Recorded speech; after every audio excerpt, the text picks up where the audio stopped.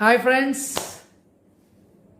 வணக்கம். Hi friends, இன்னைக்கு டே 15. செம்ம டெவலப்மெண்ட்டியா, வேறு லெவலில் வந்திருக்கு.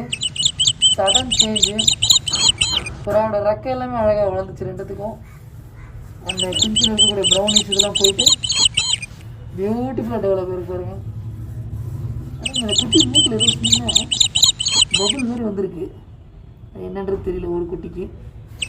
அது நம்ம இடமாட்டபடி எல்லாம் பியூட்டிஃபுல்லாக வளர்ந்துருக்கோம். Okay, see you on another day.